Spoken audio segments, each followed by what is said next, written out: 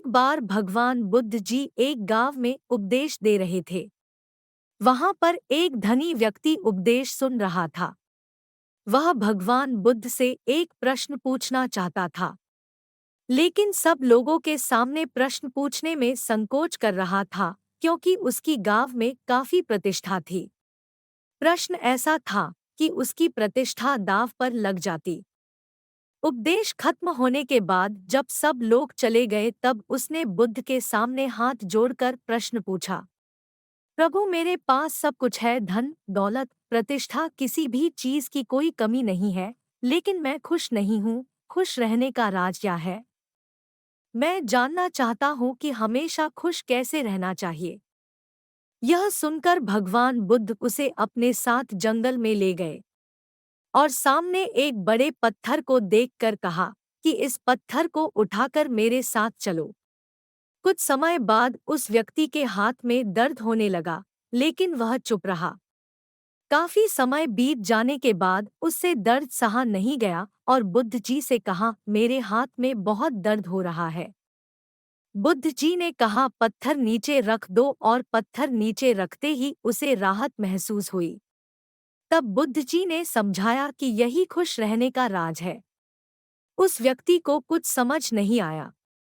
बुद्ध जी बोले, जिस तरह इस पत्थर को जितने समय तक हाथ में रखोगे उतना ही दर्द होगा, इसी प्रकार दुख के बोझ को जितनी देर तक हम अपने कंधे पर रखेंगे उतने ही ज्यादा दुखी और निराश रहेंगे। यदि व्यक्ति खुश रहना चाहता है तो उसे दुख के पत्थर को जल्द से जल्द नीचे रखना सीखना होगा। बहुत समय पहले की बात है। एक अकेला हाथी एक अजीब जंगल में बसने आया। यह जंगल उसके लिए नया था और वह दोस्त बनाने के लिए देख रहा था। वो सबसे पहले एक बंदर से संपर्क किया और कहा, नमस्ते बंदर भैया, क्या आप मेरे दोस्त बनना चाहेंगे? बंदर ने कहा, तुम मेरी तरह झूल नहीं सकते क्योंकि तुम बहुत बड़े हो, इसलिए मैं तुम्हारा दोस्त नहीं बन सकता। फिर हाथी तालाब में रहने वाले मेंढक के पास गया और वही सवाल पूछा। मेंढक ने उसे जवाब दिया, तुम मेरे जितना ऊंची कूदने के लिए बहुत भारी हो, इसलिए मैं तुम्हारा दोस्त नहीं बन सकता। अब हाथी वास्तव में उदास था क्योंकि वह बहुत कोशिशों के बावजूद दोस्त नहीं बना सका। फिर एक दिन सभी जानवरों को जंगल में इधर उधर दौड़ रहे थे। ये देखकर हाथी ने दौड़ रहे एक भालू से पूछा कि इस उपद्रव के पीछे का कारण क्या है। भालू ने कहा, जंगल का शेर शिकार पर निकला है, वे खुद को उससे बचाने के लिए भाग रहे हैं। ऐसे में हाथी शेर के पास गया और कहा कि कृपया इन निर्दोष लोगों को चोट न पहुंचाओ, कृपया उन्हें अकेला छोड़ दें। शेर ने उसका मजाक उड़ाया और हाथी को एक तरफ चले जाने को कहा। तभी हाथी को गुस्सा आ गया और उसने शेर को उसकी सारी ताकत लगाकर धक्का दे दिया, जिससे वह घायल हो गया और वहां से भाग खड़ा हुआ। अब बाकी सभी जानवर धीरे धीरे बाहर आ गए और शेर की हार को लेकर आनंदित होने लगे। वे हाथी के पास गए और उससे कहा, तुम्हारा आकार एकदम सही है हमारा दोस्त बनने के लिए। सीख। इस कहानी से हमें ये सीख मिलती है कि एक व्यक्ति का आकार उनके मूल्य का निर्धारण नहीं करता है।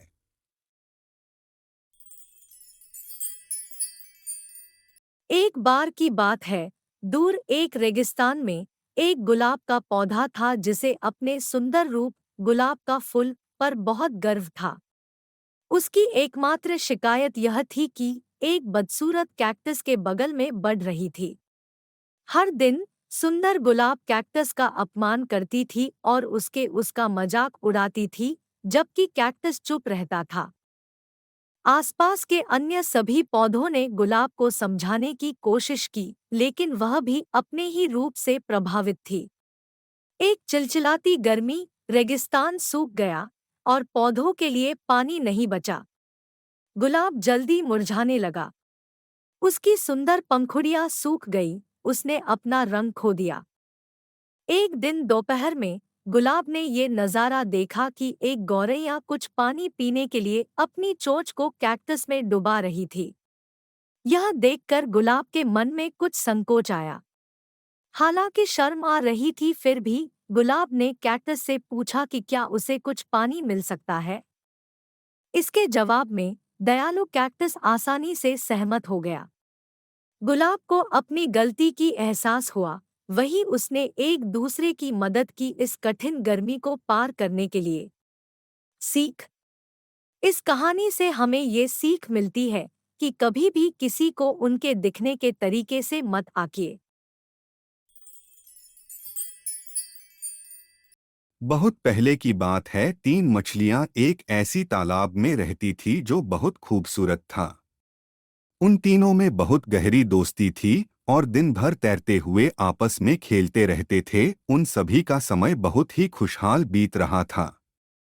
उस तालाब में पास के गांव से अच्छी अच्छी भोजन बहकर आता था और वो तीनों उसे बहुत ही मस्ती से खाते थे। अचानक एक दिन 2 मछुआरे उसी तालाब की ओर से गुजर रहे थे और उन्होंने मछलियों को देखा। इन दोनों मछुआरों ने सोचा कि उस तालाब में बहुत सारी मछलियां होंगी और उन्हें पकड़ना चाहिए, क्योंकि अगर वो ऐसा करेंगे तो उन मछलियों को बाजार में बेचकर ढेर सारा पैसा बना पाएंगे। मछुआरों के बात उन तीनों मछलियों ने सुन लिया और वो बुरी तरह से डर गई और फिर उस तालाब को छोड़ने का योजना बनाने लगी। लेकिन उसमें जो तीसरी मछली थी वो बोलने लगी कि मैं इस तालाब को छोड़कर कहीं नहीं जाऊंगी, क्योंकि मेरा परिवार पिछले कई सालों से इसी तालाब में रह रहा है। सरी मछली भी तीसरी के ही साथ में उसी तालाब में रहने का फैसला किया, लेकिन पहली मछली कुछ ज्यादा ही डरी हुई थी और वो उस तालाब को छोड़कर एक छोटे से झील के अंदर चली गई। अब इस तालाब में सिर्फ 2 मछली ही रह गई और दूसरे दिन वही मछुआरे एक बहुत बड़ा सा जाल लेकर उन मछलियों को पकड़ने के लिए पहुंचे। मछुआरों ने तालाब में जाल फेंका और वो दोनों मछलियों के साथ उनका परिवार के भी छोटी मछलियां उस जाल में फंस गई। अब इसमें जो दूसरी मछली थी उसने मछुआरों से बचने के लिए एक नाटक किया और वो चुपचाप शांत पड़ गई। मछुआरों को लगा कि वो मर चुकी है, इसलिए उन्होंने ये बोलते हुए उस मछली को वापस तालाब में फेंक दिया। तो इस तरह से वो दूसरी मछली ने अपना दिमाग लगाकर अपना जान बचा लिया। सीख। इस स्टोरी से हमें ये सीखने को मिलता है कि बुरे वक्त के समय हमें घबराना नहीं चाहिए, बल्कि शांत दिमाग से उस बुरे वक्त से निकलने के लिए उपाय सोचना चाहिए। बहुत समय पहले की बात है। एक बहुत बड़ा घना जंगल हुआ करता था। एक बार की बात है, जंगल में बहुत ही बड़ी भीषण आग लग गई। सभी जानवर आग देखकर डर गए और जान बचाने हेतु इधर-उधर भागने लगे। आग लगने के कारण जंगल में बहुत ही ज्यादा भगदड़ मची हुई थी। हर कोई अपनी जान बचाने के लिए इधर-उधर भाग रहा था। इस जंगल में एक नन्ही सी चिड़िया भी रहती थी। चिड़िया ने देखा सभी जानवर बहुत भयभीत है। इस आग लगे हुए जंगल में मुझे जानवरों की मदद करनी चाहिए। यह सोचकर नन्ही सी चिड़िया एक नदी के पास चली गई। नदी में जाने के बाद चिड़िया अपनी छोटी सी चोंच नदी की जल भरकर आग बुझाने का प्रयास करने लगी। चिड़िया को देखकर एक उल्लू यह सोच रहा था कि ये चिड़िया कितनी मूर्ख है। इतनी भीषण आग इसके द्वारा लाए पानी कहाँ बुझेगी। यह देखकर उल्लू चिड़िया के पास गया कि तुम बेकार ही मेहनत कर रही हो, तुम्हारे लाए पानी से यह आग कहाँ बुझेगी। इस पर चिड़िया ने बड़ी ही विनम्रता से जवाब दिया कि मुझे बस अपना प्रयास करते रहना है, चाहे आग कितनी भी भयंकर हो। यह सुनकर उल्लू बहुत ही ज्यादा प्रभावित हुआ और चिड़िया के साथ आग बुझाने में लग गया। यह देखकर जंगल के सभी जानवर आग बुझाने में लग गए और देखते ही देखते आग बुझ गई। शिक्षा। मुसीबत कितनी भी बड़ी हो, हमें अपना प्रयास करना नहीं छोड़ना चाहिए।